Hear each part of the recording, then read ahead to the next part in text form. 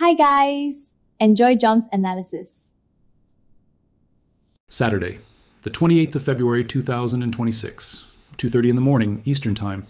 Donald Trump posts an 8-minute video to Truth Social. He is calm, deliberate. He says the United States is conducting major combat operations against Iran. He says the purpose is to destroy their missiles and raze their missile industry to the ground. He calls on Iranian security forces to lay down their arms. He warns that refusal means certain death. At that exact moment, waves of Tomahawk missiles and air-launched munitions are already crossing Iranian airspace. Hundreds of targets, 9 cities, command nodes, nuclear infrastructure, military installations, and the compound of Supreme Leader Ali Khamenei himself. By sunrise in Tehran, Khamenei is dead. The world wakes up to a war. Now, here is what matters for every person watching this video. The stock market is closed. It is Saturday. Bonds are not trading. Futures are in chaos but cannot be acted on. Every traditional financial instrument on the planet is frozen behind a weekend wall, waiting for Monday morning to catch up to what just happened. But one market never closes. Bitcoin is trading, right now, in real time, at 2:30 in the morning, while missiles are in the air.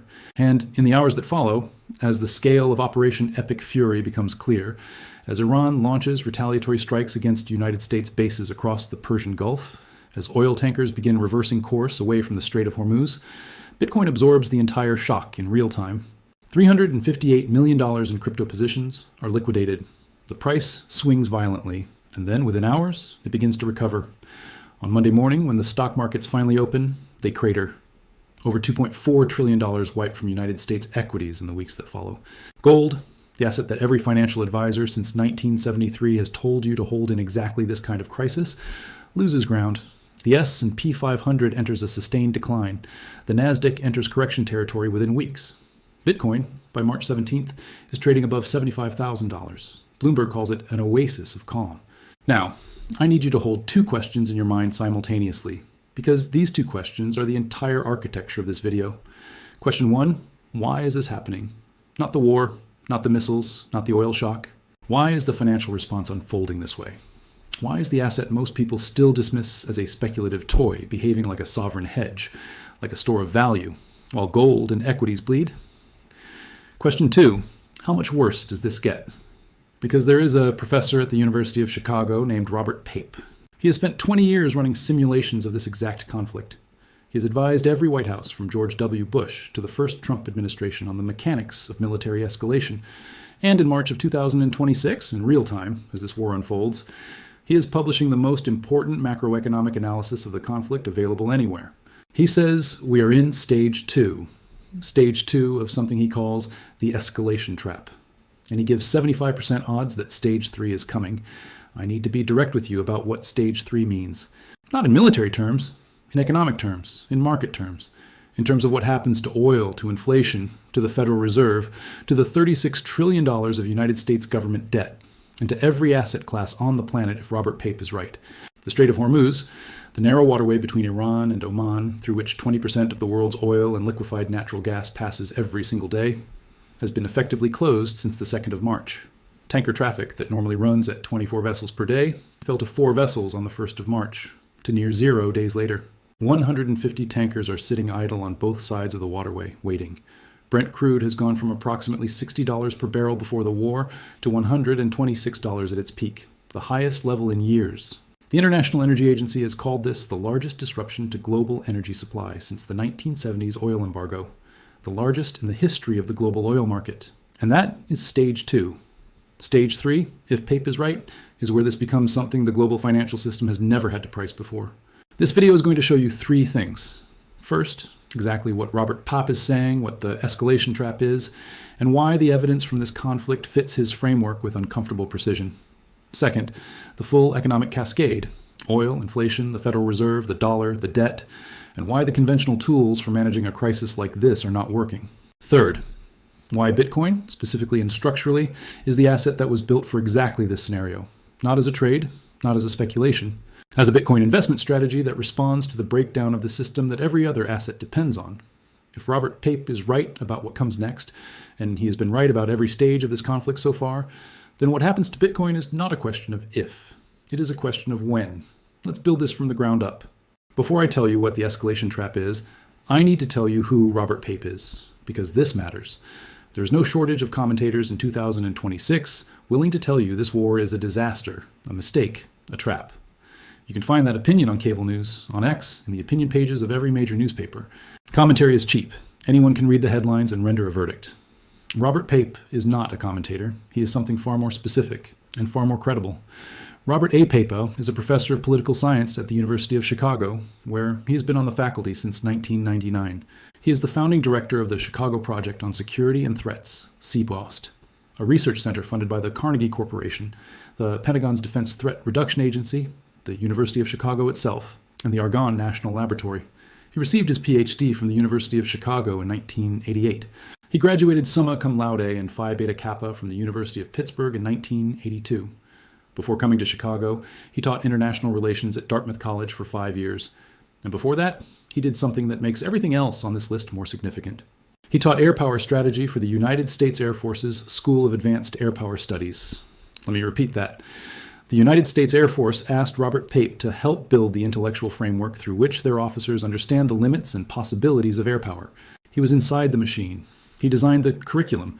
He worked with the men and women who would eventually plan the campaigns that became Kosovo, Afghanistan, Iraq, and, in 2026, Operation Epic Fury. He has since advised every White House from 2001 through 2024 on national security affairs, every administration. Bush, Obama, Trump's first term, Biden, back to Trump. When the National Security Council needed a briefing on counterterrorism strategy, Pape was in the room. When the House Oversight Committee needed testimony on the defeat of ISIS, Pape was at the table. This is not a man who woke up in February 2026 and started a podcast about a war. This is the man who spent 30 years building the intellectual framework for understanding exactly this kind of conflict, and who chose this moment to go public with everything he knows. His foundational work is a book called Bombing to Win: Air Power and Coercion in War, published in 1996 by Cornell University Press. It is required reading in university graduate programs and military education institutions around the world. It has been published in multiple languages. The Naval War College Review called it a critically important book. The argument at the core of Bombing to Win is simple, devastating, and it applies directly to what is happening in Iran right now. Pape analyzed over 30 air campaigns spanning from World War II through the Gulf War, Germany, Japan, Korea, Vietnam, Iraq, Serbia. Case by case, data point by data point, he arrived at a conclusion that the military establishment did not want to hear. Air power alone rarely compels political change, and when it does not, when the bombs destroy their targets with 90% accuracy or higher, and the enemy regime does not collapse and the political goal remains out of reach, something specific happens. Something predictable, something Pape had documented across decades of evidence before it happened in Iran. The enemy adapts, escalates, widens the battlefield, raises the cost of the conflict until the attacker is forced to choose between accepting failure and going further. That dynamic, documented in Vietnam, in Kosovo, in Serbia, now unfolding in the Persian Gulf in real time, is what Pape calls the escalation trap. Now, here is the detail that should capture your full attention. Pape did not wait for this war to start developing his framework. He published the first version of the Escalation Trap's core ideas in 1996. He has been refining them for 30 years in classrooms, in briefing rooms, in academic journals, and in policy discussions inside the United States government. And he set up a Substack called Escalation Trap, specifically to publish his framework in real time, just before the bombs started falling on Tehran on the 28th of February, 2026. That timing is not coincidence. It is deliberate. Pape knew what was coming. He had modeled it for 20 years. On the 15th of March, 2026, he posted on X. The post reached 273,900 views. He wrote, "President Donald Trump is escalating the Iran war in the belief that greater force will produce victory. History suggests the opposite. When the stronger state that started a war keeps climbing the escalation ladder, it often falls into what I call the escalation trap. That is the path this war may now be taking." 273,000 views on a single post by a 65-year-old political science professor. That is not viral content about personality or politics. That is recognition from people with real money and real decisions in front of them that someone has said something important. Now here is the honest tension I promised you. Pape has critics, serious ones. Scholars at Rand and in the military establishment have contested his reading of Kosovo and Serbia for decades, arguing that his case studies underestimate the role of ground force threats in compelling compliance.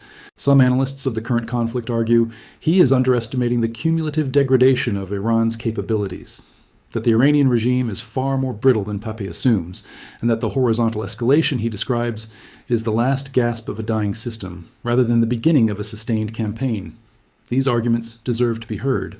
I will return to them in detail as we work through the three stages, but here is what those critics cannot explain away. The Strait of Hormuz is closed, Brent crude hit $126, 20% of the world's oil is disrupted in ways the International Energy Agency calls the largest in the history of the global oil market. Pape called every one of those developments, stage by stage, before they happened. When a model predicts the future this accurately, the burden of proof shifts. So what exactly is the escalation trap? Not the concept, the mechanism, the precise chain of events that turns tactical success into strategic failure. And why does it have three stages? And why does stage 3 change everything for every market on the planet? That is exactly what we build next. Before we dive into Pape's framework, I want to see how global this breakdown is reaching. Drop your city, your local time, and the current weather in the comments below. I love seeing where the community is watching from. While you're down there, hit the like button and subscribe if you believe staying ahead of the macro game is the only way to survive this market. Now, let's build this from the ground up.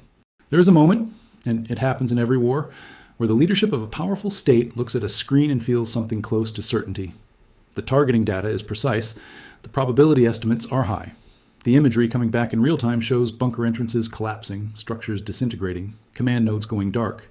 Generals with stars on their shoulders brief the President of the United States and say, 90% plus probability of destruction.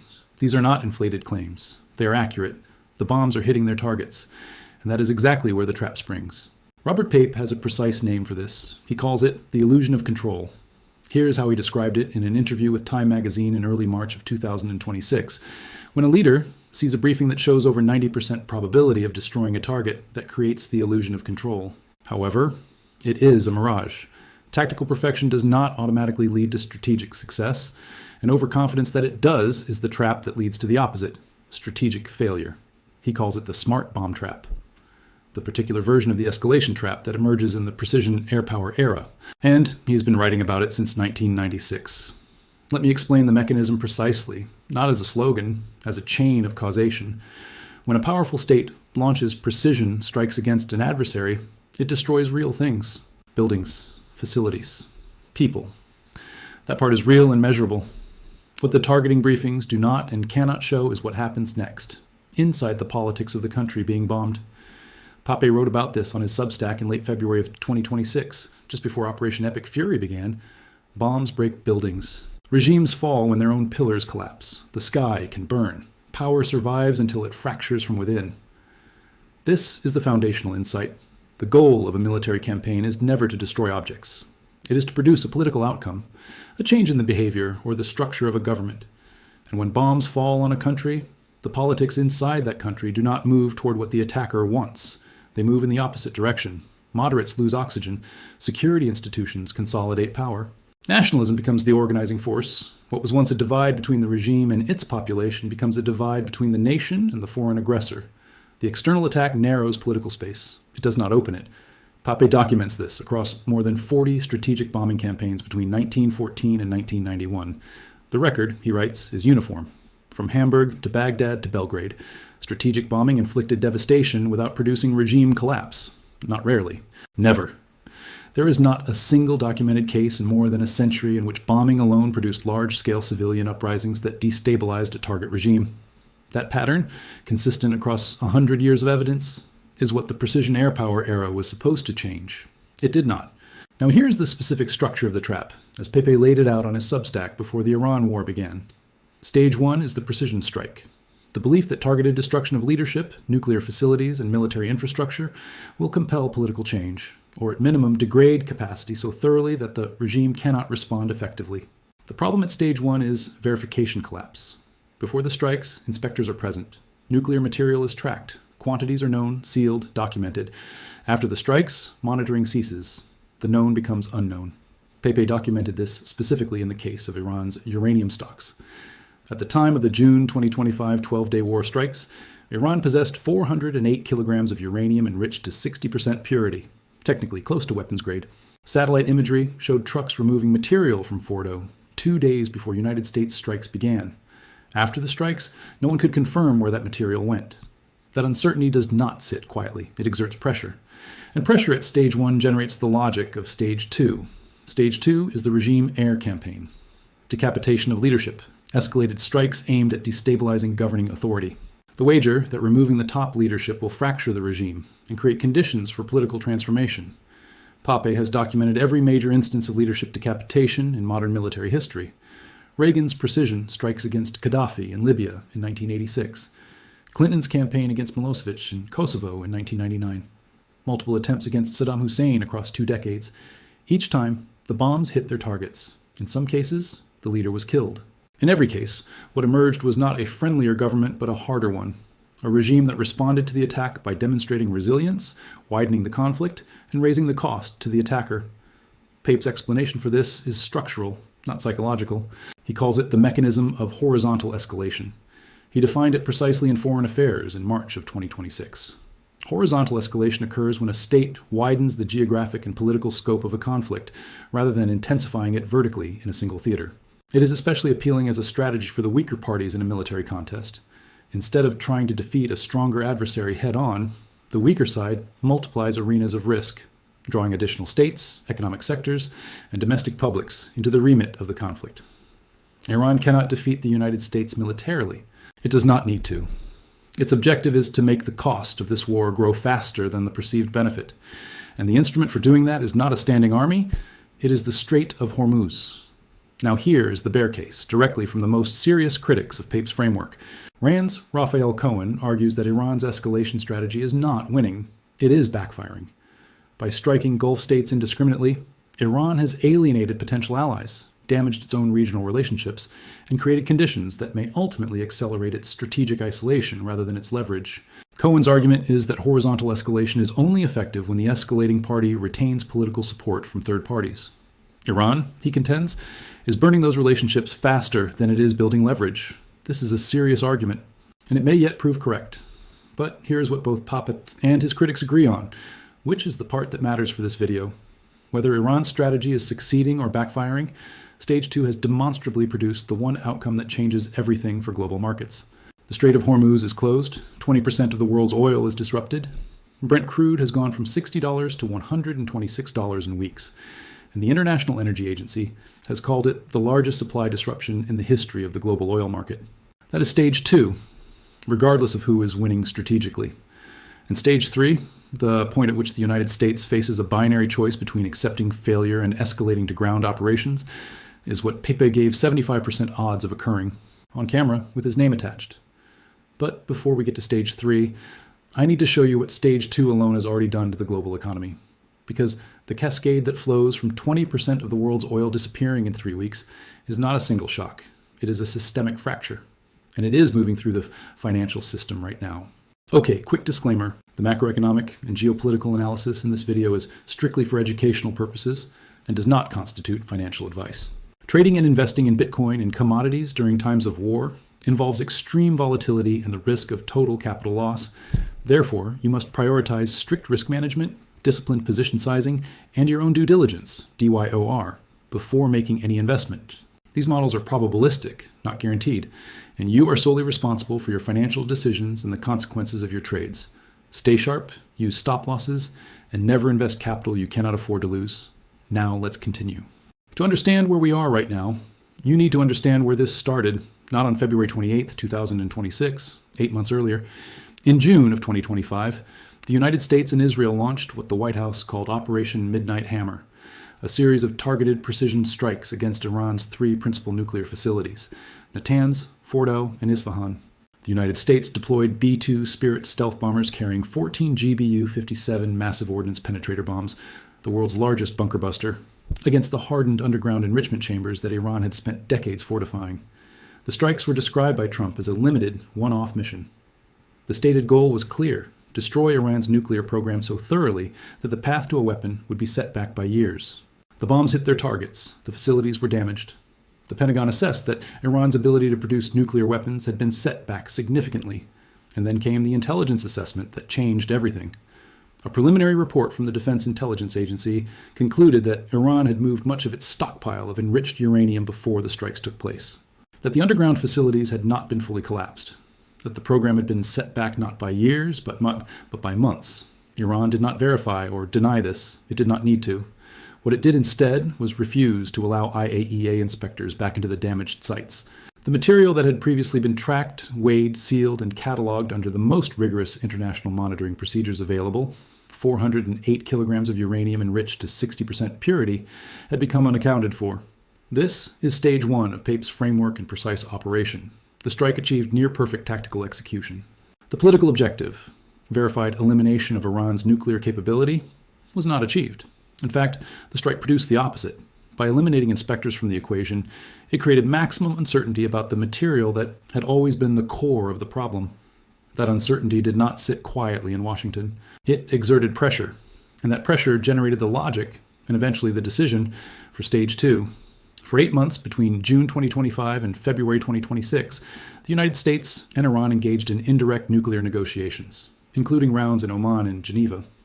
3 separate rounds of what one analyst called gunboat diplomacy, conducted with a carrier strike group in the Persian Gulf and an ultimatum deadline attached. Iran rejected the terms. The United States increased its military buildup, and when the deadline expired without a comprehensive agreement, the logic of stage one had already produced stage two. On the 28th of February 2026, at approximately 2:30 in the morning Eastern Time, Operation Epic Fury began.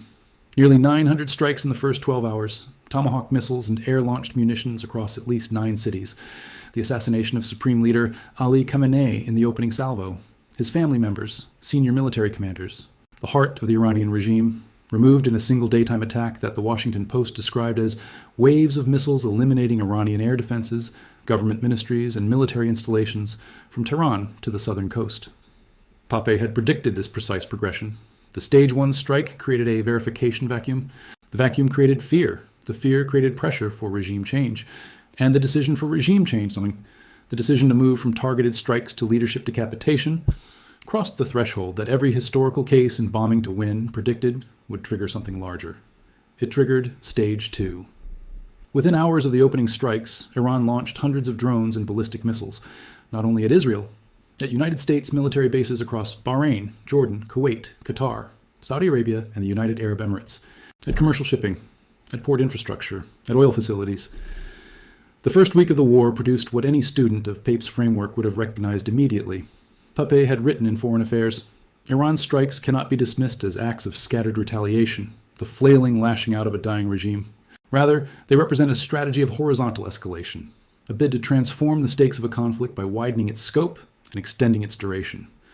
This is the critical distinction that most Western media coverage missed entirely. The natural frame for understanding Iran's response was emotional, a wounded regime lashing out, a desperate military striking at anything in range. The actual strategic logic was cold and deliberate. Iran knew from the first hour that it could not match United States or Israeli conventional military power. It did not try. What it did instead was execute a textbook horizontal escalation strategy that Pape had documented across Vietnam, Serbia, and multiple other historical cases. Step 1. Demonstrate regime resilience by launching large-scale retaliation within hours of losing the supreme leader and dozens of senior commanders. Tehran sent a single signal to every government in the region. This regime has continuity of command. It is not collapsing. The strikes did not produce the political fracture that the campaign designers anticipated. Step 2, target the coalition's weak points. Iran did not concentrate its fire on the United States itself, which would have been suicidal. It targeted the political pressure points of the American coalition, the Gulf states that had quietly acquiesced to American operations but whose populations had not, the commercial shipping lanes that Saudi Arabia and the UAE depended on, the Strait of Hormuz. On the 2nd of March, 2026, Iran effectively closed the Strait of Hormuz. Tanker traffic that normally ran at 24 vessels per day fell to 4 on the 1st of March, to near 0 in the days that followed. 150 tankers sat idle on both sides of the waterway.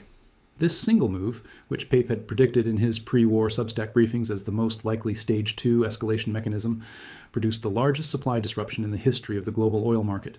Brent crude crossed $100 per barrel on March 8th for the first time in 4 years. It peaked at $126 within days. The International Energy Agency called it the worst energy crisis since the 1970s.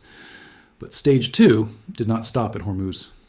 On March 20th, Iran launched 2 long-range ballistic missiles at Diego Garcia. the joint United States-United Kingdom military base in the Indian Ocean, approximately 4,000 kilometers from Iranian territory.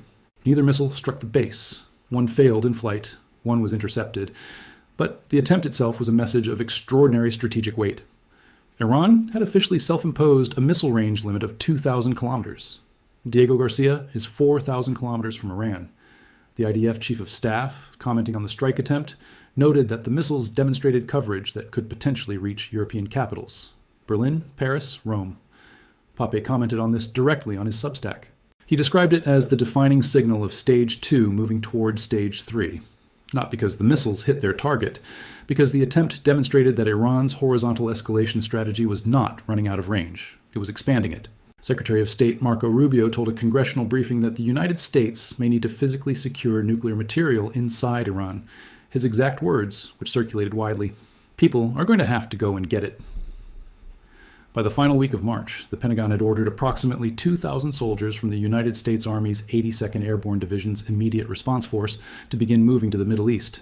This was in addition to 2 Marine Expeditionary Units already en route, one from Japan that transited the Strait of Malacca and was at Diego Garcia by March 23rd, and one from San Diego expected in the combat zone around mid-April.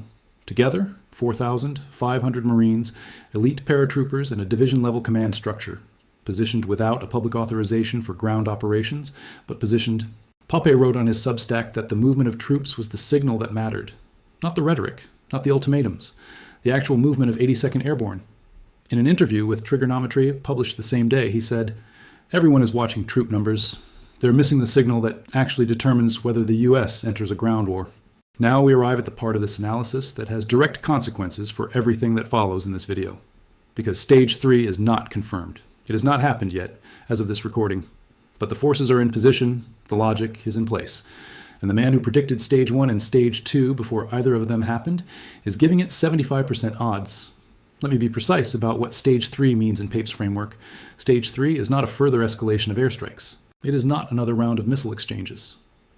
Stage 3 is the moment at which the initiating power, the United States, concludes that air power alone cannot achieve its stated objectives and faces a binary choice: accept strategic failure or expand the war to ground operations. Pape described this choice in exact terms in the diary of a CEO interview. He is on the horns of a dilemma.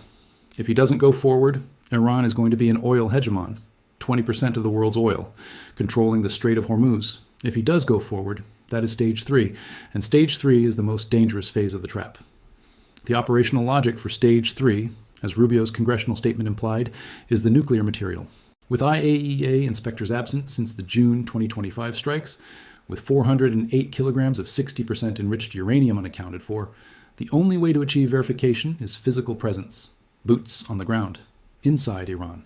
Pape has documented every historical case where a great power entered Stage 3 of the smart bomb trap: Vietnam, Afghanistan, Iraq.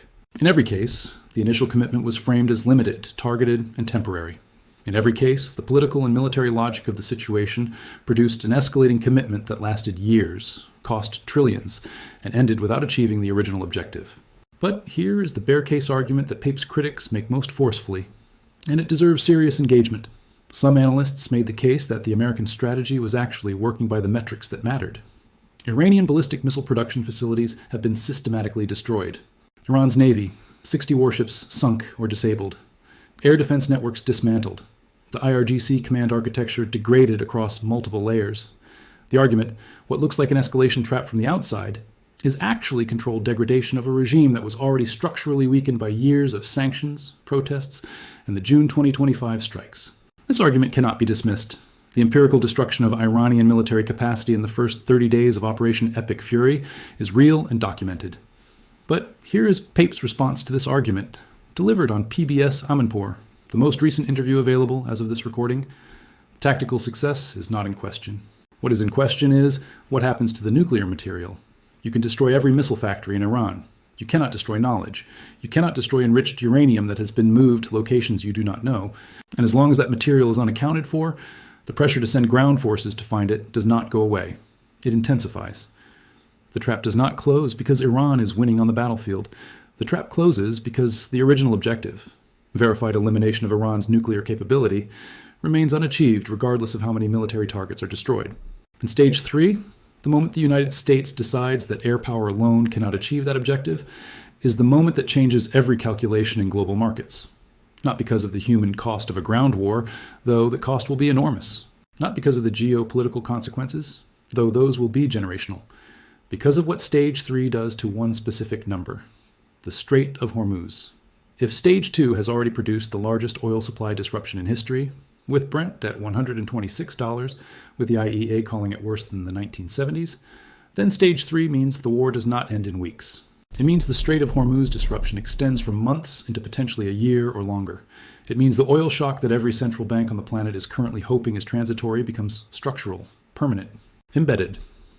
And that is where the escalation trap stops being a geopolitical story and becomes an economic one. How does that cascade work? Oil to inflation, inflation to the Federal Reserve to the dollar to $36 trillion of American debt, and all of it ultimately to Bitcoin. The chain of causation is precise, and it is already in motion. That is what we build next. Let me show you how a war in a narrow waterway 21 miles wide becomes a crisis that touches every price in the global economy. This is not a metaphor. It is a precise chain of causation, and understanding it is the foundation for everything that follows in this video about Bitcoin. The Strait of Hormuz is a sliver of water separating Iran from Oman at the mouth of the Persian Gulf. On a normal day in 2026, roughly 20 million barrels of oil and petroleum products flow through it.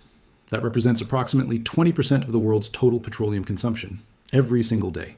It also carries approximately 20% of global liquefied natural gas trades. Every tanker carrying crude from Saudi Arabia, Iraq, Kuwait, the UAE, and Qatar to the refineries of China, India, Japan, South Korea, and Europe, every single one passes through those 21 miles. When that flow stops, the signal to global markets is instantaneous and brutal. Here's the timeline of what happened.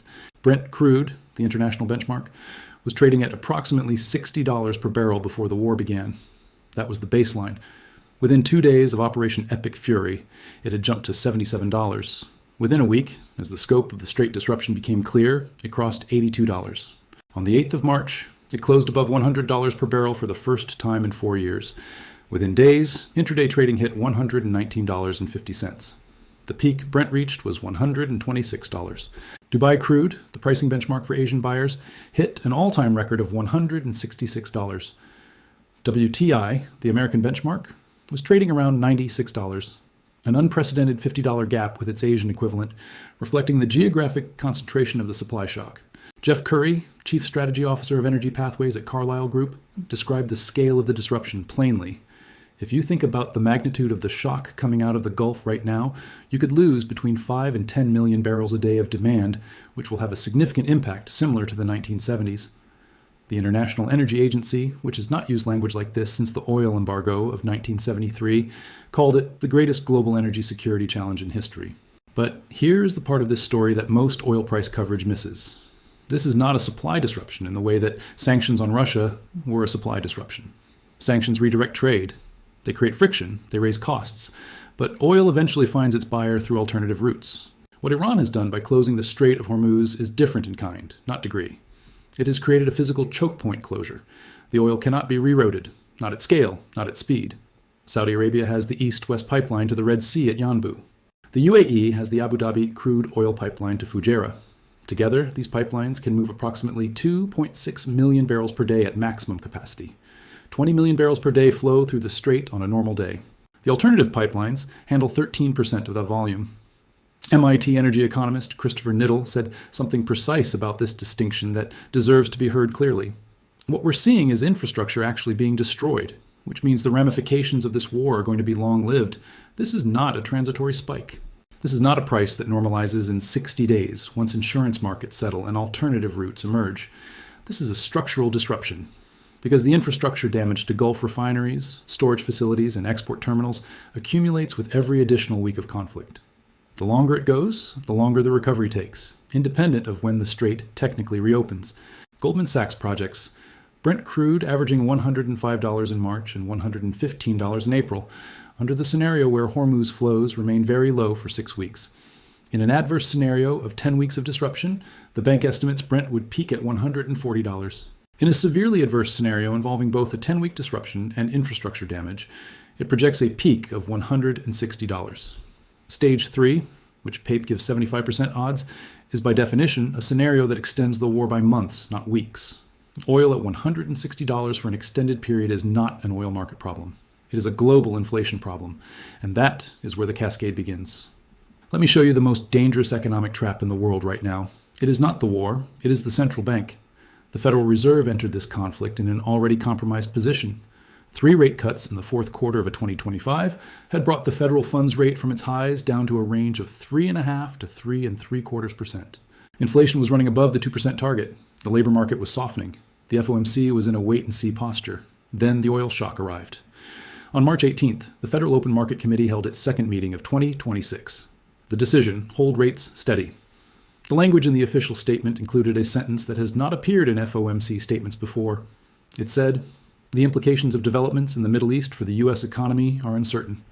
That sentence is not just diplomatic hedging. It is the Fed's public acknowledgement that it does not know how to respond to what is happening, because what is happening defies the standard policy toolkit. Here is the problem in precise economic terms. The Fed has a dual mandate: maximum employment and price stability, meaning inflation at 2% over the long run. Its primary tool for fighting inflation is raising interest rates. Its primary tool for supporting employment and growth is cutting interest rates. These two tools work in opposite directions, and this oil shock is producing both problems simultaneously. Higher oil prices feed directly into headline inflation. Goldman Sachs economists calculate that a 10% increase in oil prices raises headline PCE inflation by 0.2 percentage points. Brent crude has risen approximately 80% from pre-war levels.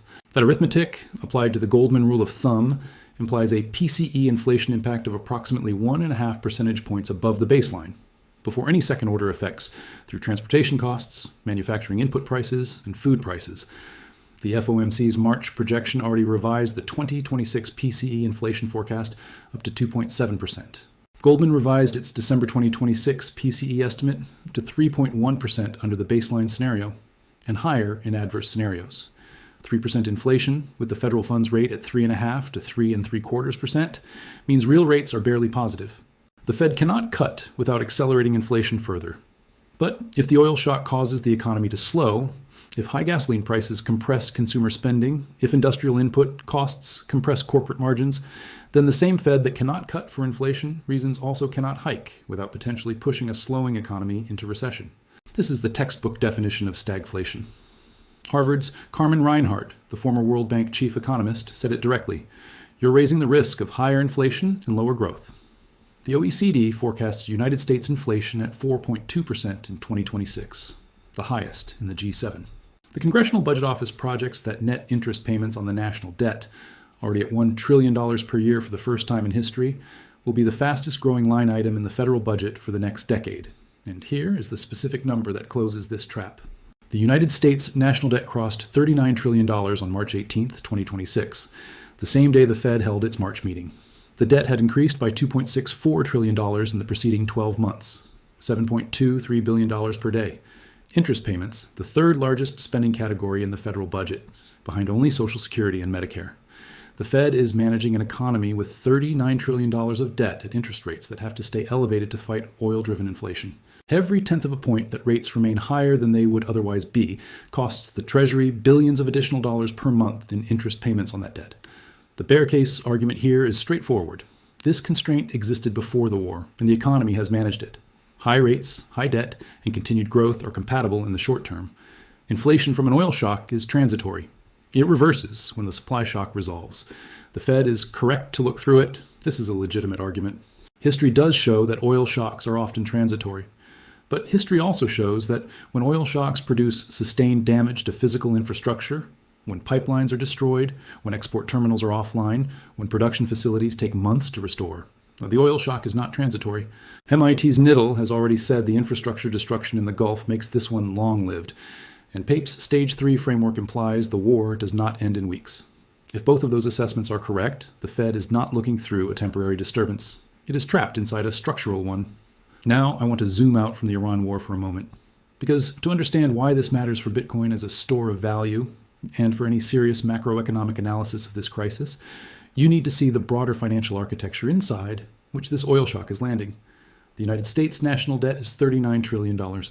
The Congressional Budget Office projects that net interest payments on that debt will reach $1 trillion in fiscal year 2026, rising from $345 billion in 2020 at the onset of the pandemic. Nearly triple in 6 years. By 2036, under current law, those interest payments are projected to reach $2.1 trillion per year. Interest costs in fiscal year 2026 are the third largest spending category in the entire federal budget, behind only Social Security and Medicare. The United States government is spending more on interest payments than on defense, education, transportation, and all discretionary spending combined. And this is before the war. The war adds to this pressure through 3 simultaneous channels. Channel 1, the war itself costs money. The first 100 hours of Operation Epic Fury cost the United States approximately $3.7 billion, mostly unbudgeted. Wars of uncertain duration are financed through supplemental appropriations, which means additional borrowing. The debt grows. Channel 2. The oil shock depresses economic growth. GDP grows more slowly when energy costs are high, because energy is a foundational input to almost every production process. Slower GDP growth means lower tax revenues. Lower tax revenues widen the deficit. A wider deficit means more borrowing. Channel 3. Elevated interest rates mean higher financing costs on every dollar of new debt issued, and higher inflation means the Fed cannot cut those rates. The United States national debt crossed $39 trillion on March 18, 2026, the same day the Fed held its March meeting. The debt had increased by $2.64 trillion in the preceding 12 months, $7.23 billion per day. Now here is the connection that most financial analysis has avoided: the petrodollar. The petrodollar system, the arrangement under which global oil is priced and invoiced in United States dollars, has been the structural foundation of dollar reserve currency status since 1974. The mechanism is elegant in its simplicity. Oil exporting nations accumulate dollar surpluses. They park those surpluses in United States Treasury bonds.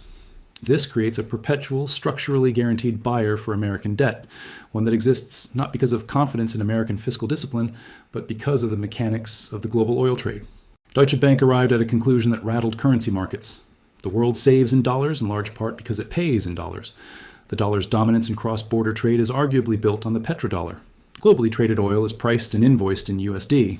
And then the critical sentence reports that the passage for ships through the Strait of Hormuz may be granted in exchange for oil payments in yuan should be closely followed. The conflict could be remembered as a key catalyst for erosion in petrodollar dominance and the beginnings of the petroyuan. This is not a fringe argument. Deutsche Bank is not a Bitcoin newsletter. It is one of the world's largest financial institutions making a precise macroeconomic analysis. The Iran war, by breaking the United States security umbrella over Gulf infrastructure, is creating the conditions for the first serious structural challenge to petrodollar dominance since 1974.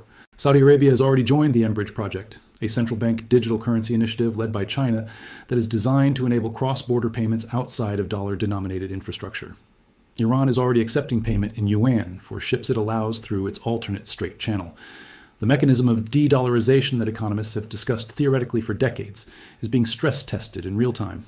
The bear case on all of this is important. The dollar has strengthened against most major currencies since the war began. Dollar doomsayers have been consistently wrong for 50 years. The dollar's structural advantages, depth of capital markets, rule of law, liquidity, network effects, do not disappear in months.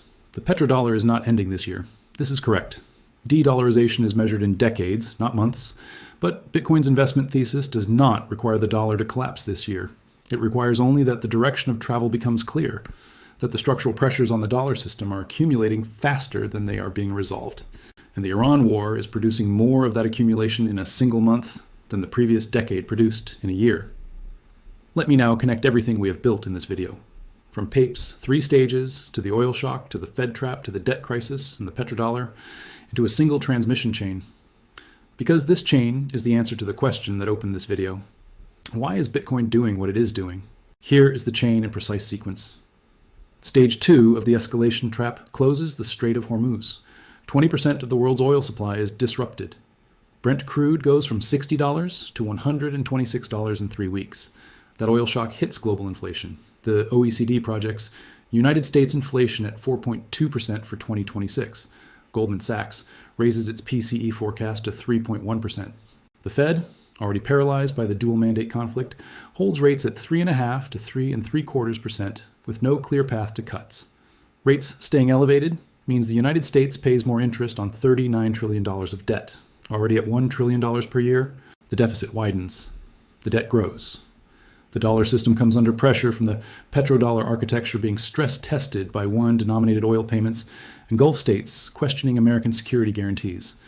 This is the environment in which Bitcoin's behavior since February 28th makes structural sense, not as a daily trading instrument, but as a monetary phenomenon. Let me be precise about the short-term reality. Bitcoin initially fell 8.5% when the war began on that Saturday morning. Bitcoin has correlated with the S&P 500 on acute shock days, hitting 89% correlation during the sell-off on March 19th.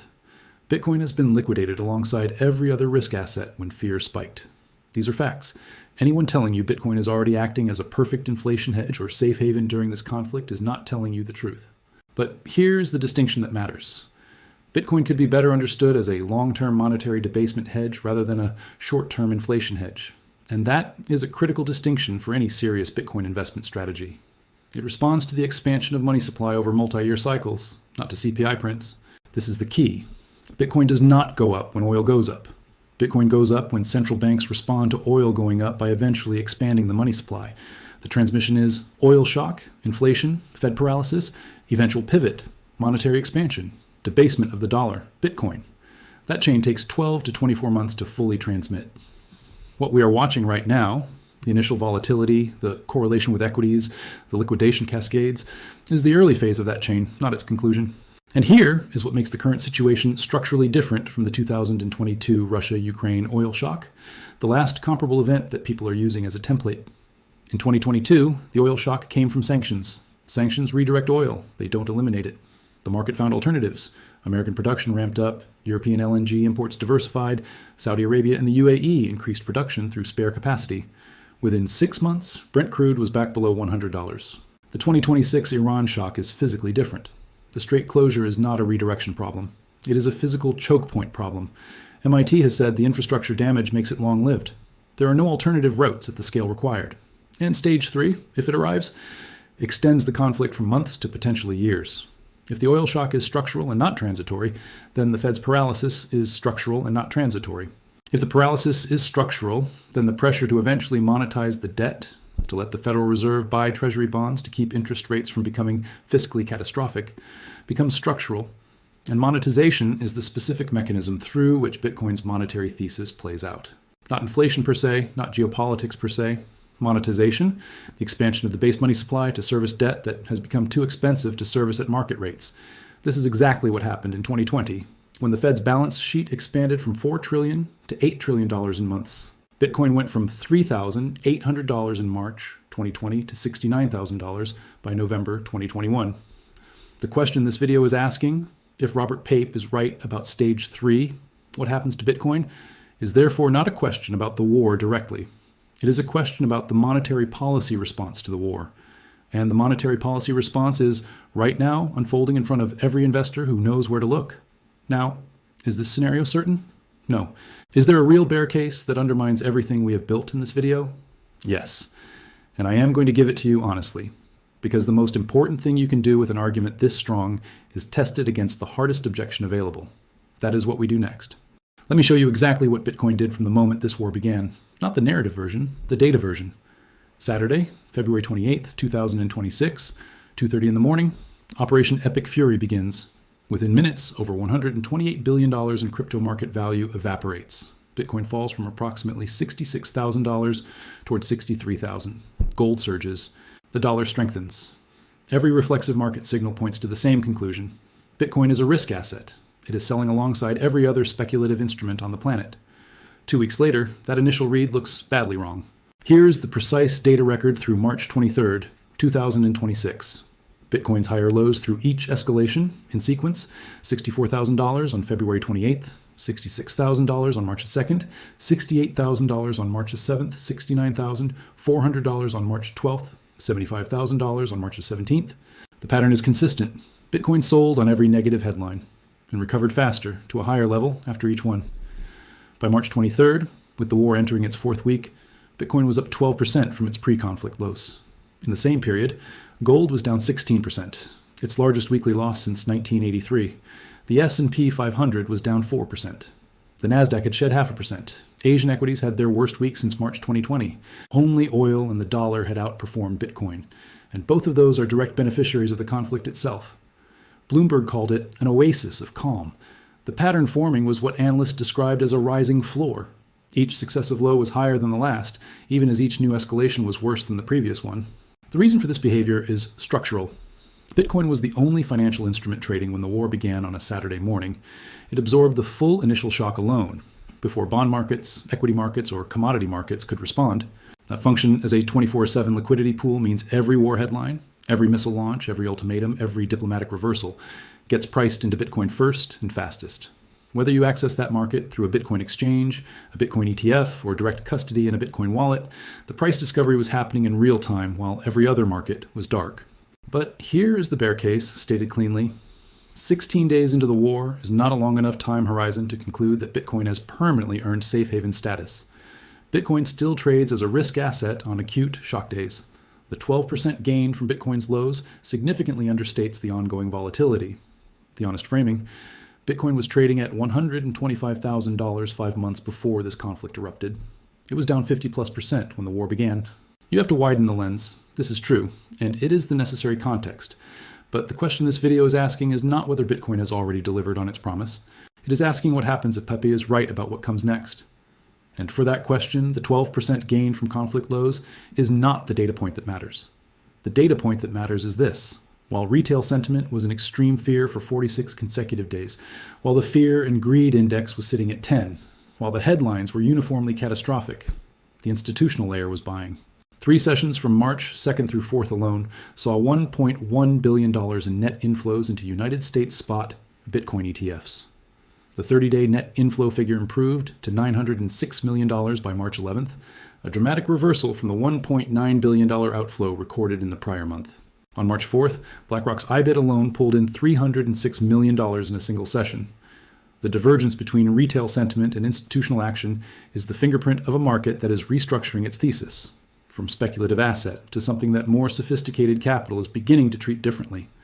The oil move matters more for crypto than the geopolitics itself, not because oil and Bitcoin are correlated directly, but because oil is the first domino in the monetary transmission chain that ends at Bitcoin. I want to stop here and make the most important distinction in this entire video, because if you get this wrong, you will misread Bitcoin's behavior entirely, and you will build the wrong Bitcoin investment strategy for the environment we are now in. Bitcoin is not an inflation hedge. I know that sounds like a contradiction. I know Bitcoin's entire pitch has been built around the language of inflation protection, sound money, store of value, digital gold, but that framing is imprecise. And that imprecision causes investors to reach the wrong conclusions when Bitcoin does not immediately spike every time a CPI print comes in hot.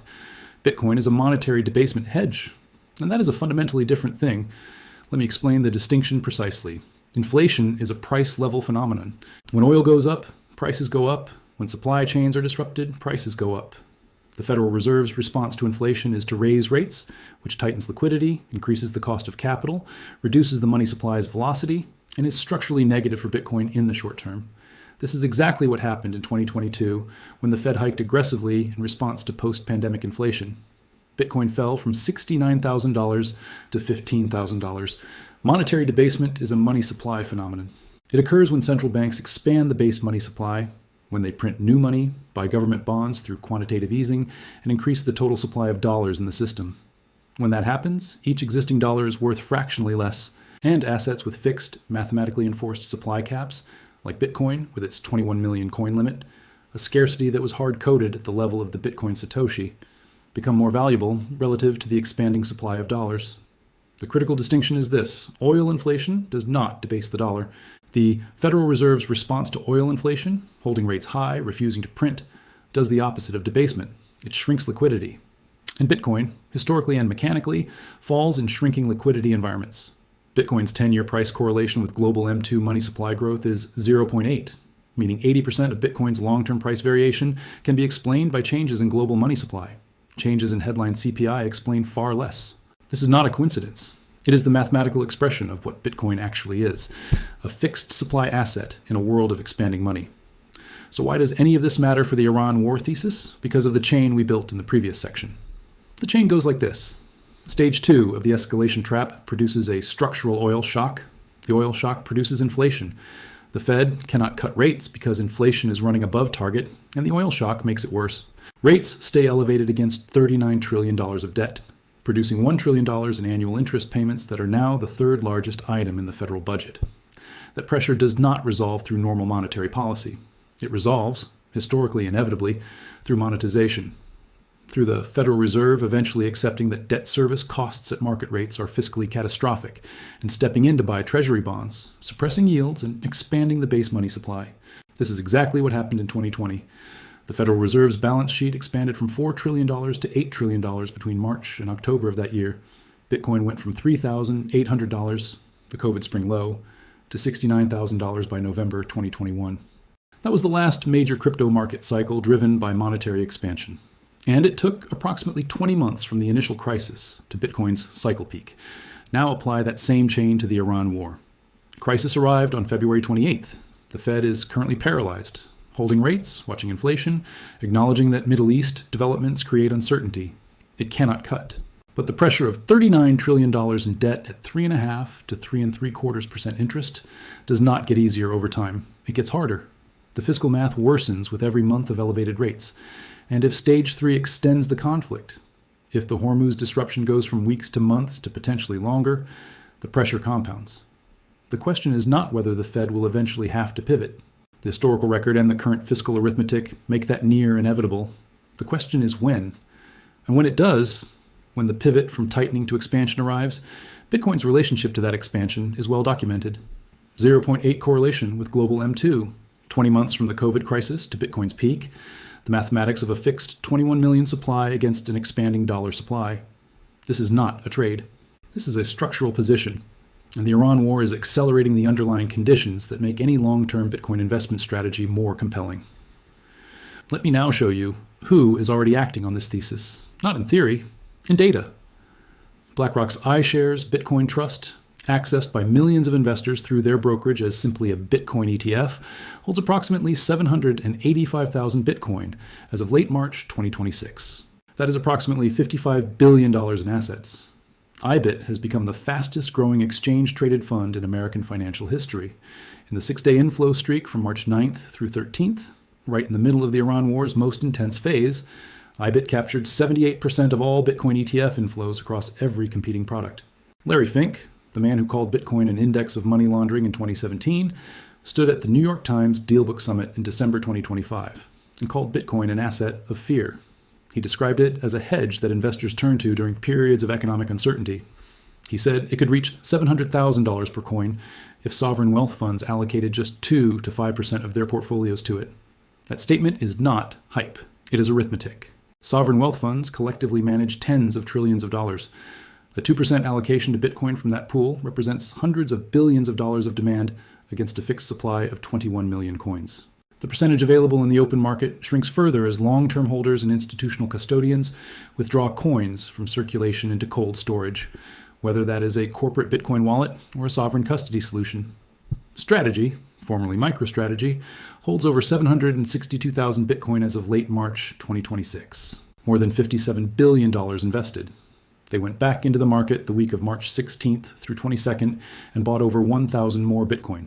Michael Saylor did not do this because he misunderstood the market.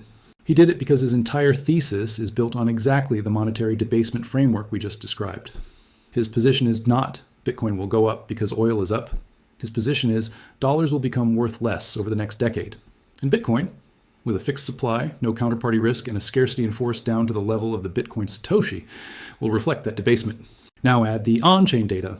Wallets holding between 10 and 10,000 Bitcoin added over 61,000 Bitcoin over the past 30 days. The ratio of accumulation between large holders and retail is approximately 290 to 1.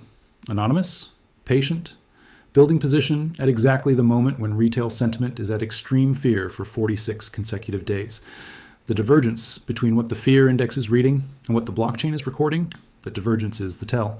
It is the same signal that appeared in the spring of 2020 when retail was in panic and institutional capital was quietly accumulating ahead of the largest Bitcoin rally in history.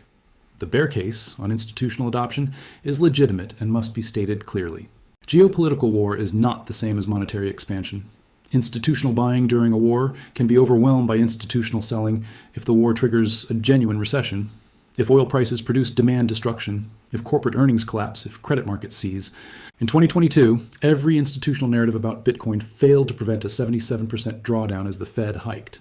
Institutions buy Bitcoin. Institutions also sell Bitcoin. The distinction between 2022 and 2026 is the debt level. In 2022, the United States had $30 trillion of debt with net interest payments of $476 billion per year. In 2026, it has $39 trillion of debt with net interest payments approaching $1 trillion per year. The fiscal space to maintain elevated rates for an extended period is structurally smaller. The pressure toward eventual monetization is structurally larger. This is not certain, but the directionality is different. Now let me define precisely what the title of this video means. Bitcoin goes nuclear is not a price prediction. It is not a specific number. It is the name for a specific convergence of conditions. 3 triggers that, when they arrive simultaneously, have historically produced Bitcoin's largest moves. Trigger 1. The Federal Reserve pivots from holding to cutting and eventually from cutting to expanding the balance sheet. Trigger 2. Global M2 money supply resumes its expansion at a pace that historically correlates with Bitcoin price appreciation. Trigger 3. Institutional and sovereign adoption reaches sufficient scale that demand permanently outpaces the rate at which new Bitcoin enters circulation, a dynamic that the Bitcoin halving cycle makes structurally more acute with every passing year, as the rate of new supply issuance drops by half while demand continues to compound. None of these 3 triggers has fired yet as of this recording. But the Iran war, specifically Stage 2 and potentially Stage 3, is creating the conditions that make all 3 triggers more likely on a faster timeline than they would have been in a world without this conflict. Here is how each one connects to Pape's framework. Trigger 1 connects through the fiscal arithmetic. The war costs money, $3.7 billion in the first 100 hours. An open-ended military commitment of uncertain duration adds to that. Every additional month of elevated interest rates on $39 trillion of debt costs the Treasury tens of billions more than it would at lower rates. The political pressure on the Fed intensifies. And when the Fed eventually determines that the choice is between keeping rates elevated until the debt becomes a fiscal crisis, or cutting and accepting somewhat higher inflation, it will cut. That is not a prediction. That is the historical pattern of every major democracy that has ever operated with debt at this scale. Trigger 2 connects through the oil shock. When oil is expensive for an extended period, when the shock is structural rather than transitory because infrastructure has been destroyed and Stage 3 has extended the conflict. Central banks around the world face the same impossible choice. Fight oil inflation with high rates and risk recession, or accommodate the economy with lower rates and risk persistent inflation. Most central banks choose accommodation eventually. The ECB, the Bank of England, the Bank of Japan, all are under parallel pressure from the same Hormuz shock. Global M2 expands when global central banks loosen, and Bitcoin's correlation with global M2 is 0.8. Trigger 3 is the one that is already partially in motion. BlackRock at $55 billion, Strategy at $57 billion, Whales accumulating 61,000 coins in 30 days at 290 times the rate of retail. The Czech National Bank making its first Bitcoin purchase in 2026. Larry Fink publicly describing sovereign wealth fund allocation as a pathway to $700,000 per coin. The institutional infrastructure, the Bitcoin ETF products, the regulated custody, the blockchain investment vehicles, is now in place. The question is not whether these players exist. It is when their demand reaches the scale that permanently alters Bitcoin's supply-demand balance. Now, here is the full, honest bear case for everything in this video, stated as directly and fairly as I can give it. Robert Pape could be wrong. The war could end quickly. Iran could accept terms. The strait could reopen in weeks. Oil prices could fall back to $80 by summer. The inflation impulse could prove genuinely transitory. The Fed could execute a perfect landing, holding rates just long enough to keep inflation anchored without triggering a recession. Stage 3 might never arrive. The 82nd Airborne might come home without firing a shot. In that scenario, the Bitcoin thesis built in this video has its foundation removed. No persistent oil shock means no persistent inflation, means no Fed trap, means no monetization pressure, means no debasement acceleration. And in that scenario, the short conflict, clean resolution scenario, Bitcoin might well retest its all-time high on the relief rally, but for entirely different reasons than the ones this video describes. The honest answer is, we do not know which scenario plays out. And neither does Robert Pape, despite the precision of his framework. And what Pape gives us is not certainty, it is probability. A structured way of thinking about where we are in a conflict's escalation arc, based on 100 years of evidence about how powerful states behave when they fall into the trap their own tactical success creates. He gives Stage 3 75% odds. If he is right, if the 82nd Airborne deploys, If the Hormuz closure extends from weeks to months, if the fiscal pressure on the United States government crosses the threshold where monetization becomes politically necessary, then everything in this video's chain of causation runs to its conclusion. Oil shock becomes structural. Fed paralysis becomes permanent. Debt service becomes unsustainable at market rates. Monetization begins. Global M2 expands. Bitcoin's 0.8 correlation with global M2 does what it has done in every prior expansion cycle. That is what nuclear means. Not a specific price, not a specific date. The activation of a chain of causation that has fired exactly once in Bitcoin's history, in 2020, and produced a 20-fold return from the spring low to the cycle peak within 20 months. The question is not whether this chain is real. The data confirms it is. The question is whether the conditions that activate it are arriving, and whether you understand them clearly enough to hold through the noise until they do. That is the diamond I see, and that is where we go next. Let me bring this home. We started this video with a question that most financial media cannot answer cleanly. Why is Bitcoin doing what it is doing in the middle of the worst geopolitical shock in a generation, while every expert on television is either calling it a risk asset that should be avoided or a store of value that has already proven its case? The answer is that both camps are looking at the wrong time frame. They are watching the daily price moves when they should be reading the chain of causation. Here is what we built in this video. Robert Pape is a professor of political science at the University of Chicago. He advised every White House from 2001 through 2024. He spent 30 years teaching air power strategy to United States Air Force officers and building the intellectual framework for understanding how precision military campaigns escalate beyond their designers' intentions. He called this framework the Escalation Trap. Before the bombs fell on February 28th, he laid out 3 stages. Stage 1, the precision strike against nuclear infrastructure that achieves near-perfect tactical execution and fails to achieve its political objective. Verified elimination of the program, because the material was moved before the strike and the inspectors were expelled after it. Stage 2, the regime air campaign, the leadership decapitation, and the horizontal escalation that followed.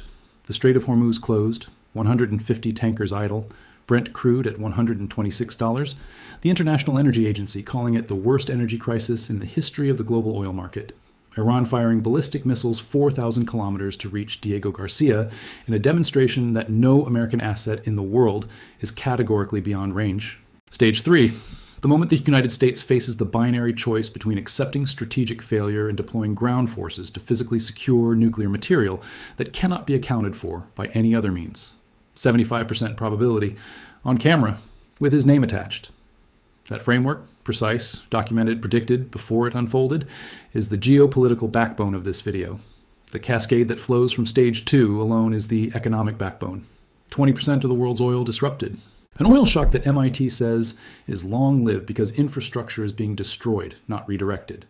A Federal Reserve that entered this conflict already caught between elevated inflation and softening growth and is now trapped. It cannot cut because inflation is rising, it cannot hike because growth is weakening, and it cannot do nothing indefinitely while $39 trillion of national debt accrues interest at $1 trillion per year. Deutsche Bank has already said it publicly. The conflict could be remembered as the key catalyst for erosion in petrodollar dominance. Saudi Arabia is on M-Bridge. Iran is pricing oil in yuan. The architecture that has guaranteed demand for United States Treasury bonds since 1974 is under active stress for the first time in 50 years. None of this resolves cleanly in the short term. But the direction of travel, the pressure building toward eventual monetization, toward Federal Reserve balance sheet expansion, toward global M2 growth, is precisely the direction that Bitcoin's entire monetary thesis has always required. Whether you are building a crypto portfolio allocation for the long term, buying Bitcoin for the first time through a Bitcoin exchange, holding it in a Bitcoin wallet, or evaluating Bitcoin as part of a broader blockchain investment framework, the macroeconomic environment being created by this war is the one Bitcoin was architected to respond to. The data backbone confirmed what the theory predicted. From February 28th through March 23rd, across 4 weeks of escalating war, tanker attacks, Diego Garcia missile attempts, congressional ultimatums, and oil at 126, Bitcoin formed a consistent pattern of higher lows, down 8.5% on day 0, up 12% from those lows by day 23, gold down 16% over the same period, S&P 500 down 4%. While the fear and greed index sat at 10 for 46 consecutive days, while retail sentiment was in extreme fear, the institutional layer was quietly buying. $1.1 billion in Bitcoin ETF inflows in 3 sessions, $906 million in the 30-day net reversal. Whales adding over 61,000 Bitcoin in 30 days at a ratio of 290 to 1 versus retail. This is not a momentum trade. This is patient, large capital positioning ahead of the transmission chain it knows is coming. Now let me be direct about what this video is not saying. This video is not a price prediction. Bitcoin could retest $70,000 tomorrow. The war could end next week. Stage 3 might never arrive. If it does not, the thesis built here is weakened. Not disproven, because the debt and the petrodollar and the fiscal arithmetic remain even without the war, but weakened in its near-term urgency. This video is not financial advice. The appropriate Bitcoin investment strategy, the right size, the right timing, the right vehicle, whether through a Bitcoin ETF, direct purchase on a Bitcoin exchange, or self-custody in a Bitcoin wallet, depends on factors that a YouTube channel cannot and should not address. What this video is saying is this: geopolitics is the primary mechanism by which money moves between asset classes. Not in the way that pundits describe it, not as a simple fear trade where bad news makes gold go up and Bitcoin go down, but in the deeper structural sense. Wars change monetary policy. Monetary policy changes the supply of money. The supply of money, relative to the supply of hard assets with fixed and mathematically enforced scarcity, changes the price of those assets. That chain is not a theory. It is the historical record. 2020 demonstrated it in 20 months. $4 trillion to $8 trillion on the Federal Reserve's balance sheet. $3,800 to $69,000 on Bitcoin. The Iran war, if Pape is right about stage 3, is creating the preconditions for a version of that chain that starts from a higher debt level, a more compromised petrodollar, a more institutionally entrenched Bitcoin market, with Bitcoin ETF products that did not exist in 2020, with regulated custody that enables sovereign wealth fund allocation, with a Bitcoin halving cycle that has reduced new supply issuance at exactly the moment demand is structurally accelerating, and a fiscal arithmetic that leaves the Fed less room to maintain restraint than it had in any prior crypto market cycle. Here is what to monitor as this story develops. Watch whether ground troops are formally authorized. The movement of the 82nd Airborne and the 2 Marine Expeditionary Units is the leading indicator, not rhetoric from the White House, not ultimatums on Truth Social, but the actual deployment orders from CENTCOM. Watch the Hormuz tanker count. 24 ships per day is the baseline. 4 is the current level. Any sustained movement toward 10 or 15 signals the beginning of resolution. A sustained count below 5 signals stage 3 is closer. Watch the FOMC language. The March meeting statement introduced the phrase about Middle East uncertainty. If subsequent statements begin to acknowledge stagflation risk explicitly, if the dot plot shifts to signal fewer cuts rather than more, that is the Fed telling you the trap has fully closed. Watch Bitcoin ETF flows, specifically BlackRock's IBIT weekly numbers, not the daily figures, which are volatile, the weekly trend. If IBIT maintains net positive inflows through escalating war headlines, that is the institutionalization signal that separates this cycle from every prior one. And watch the Bitcoin price. Not the daily close, but the pattern of lows. Higher lows through escalating bad news is the fingerprint of a market being accumulated by patient, informed capital. Lower lows on bad news that the previous low held would be the fingerprint of distribution. We are inside one of those rare moments when geopolitics, monetary policy, and asset prices are all converging on the same inflection point at the same time. Robert Pape predicted the trap before it closed. The trap is closing. The cascade is in motion. If you have been watching this channel, you know I do not use this phrase unless I mean it. But right now, watching the 82nd Airborne move toward the Gulf, watching $1 trillion in annual interest payments on $39 trillion of debt, watching institutions accumulate through 46 days of extreme fear, watching Deutsche Bank name the Petroleum as a real risk for the first time in 50 years. I see the diamond.